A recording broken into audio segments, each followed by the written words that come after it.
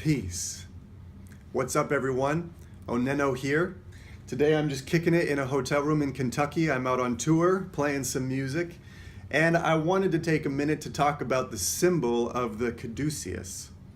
It's been coming up a lot in conversations recently, and I find this symbol fascinating. And the more I talk about it, the more I realize we don't really know a lot of the deeper meanings of what this symbol is. We see the symbol everywhere. It's the symbol of health. We use it all over the place to symbolize health, medical attention, hospitals, all that kind of stuff. But the symbol actually comes from Egypt. And so for today on Symbolism 101, I want to talk to you about a little bit of the research I've done and learning what the Caduceus is really pointing towards and what it really means, the deeper meaning, maybe even the esoteric meaning. The first thing you notice about the symbol is that there are two snakes wrapped around a pole, and it goes up the staff, and then there's feathers that branch out in either direction. The two snakes are personified as Isis and Osiris. Osiris is your masculine energy, and Isis is your feminine energy. Every person, no matter if you're male or female, has masculine and feminine energy within them. And when they are in balance, you find coherency. And so the two snakes going around the staff usually intersect at all 7 chakra points and converge at the 7th chakra. Sometimes you see it as the 6th chakra, but the 7th chakra is always the ball at the top of the staff with the feathers coming out either side. What this is symbolizing is you have balanced your masculine and feminine energy, and your spine, which is the staff or the tree of life, is able to be fully erect. In other words, you are fully coherent and fully healthy. And so now let's get into the symbolism of what the snakes and the feathers mean, because they have a much deeper meaning. The snakes in Egyptian culture, also in Eastern culture, the snakes generally are viewed almost like we in America view the butterfly. We see the butterfly as being able to transform itself, going from caterpillar to butterfly. The snake is viewed in the Eastern religions, in Eastern symbolism, very much the same. It's viewed as a creature that is able to constantly shed its own skin and become new. And it does this almost once a month.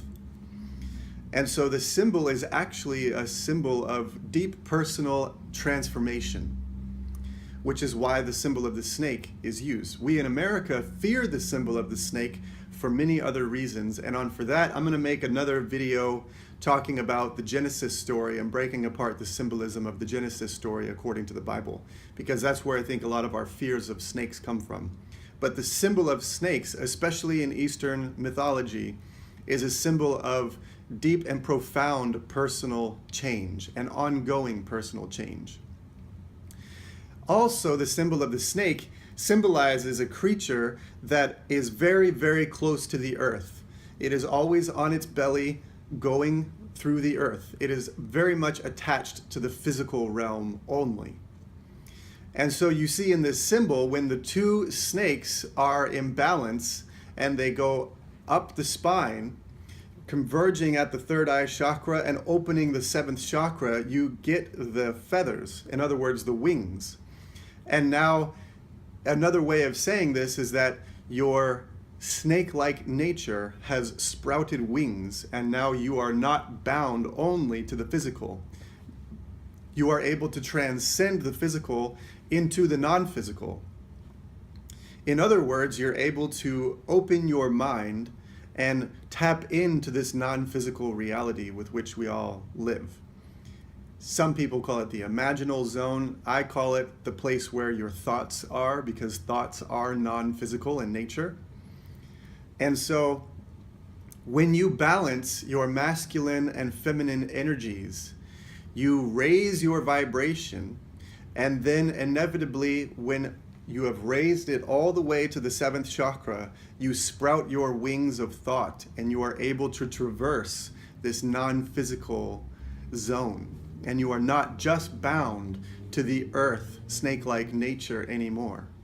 You are able to become a fully enlightened human being, which is your true nature. You are already fully enlightened. You just downplay it. You don't seem to remember that. But the more you gaze upon this symbol and look into the deeper meanings of what it is, you will realize it's a symbol of coherence. And the reason why we use this symbol all over our hospitals and medical places is because, in a way, when you are in a fully coherent energetic system, when your energetic system is fully coherent, you cannot be unhealthy. You cannot be sick. You cannot be ill. So this is the symbol of coherency in order to build within your energetic system pure immunity and health. So that's a little bit of how I see the symbol.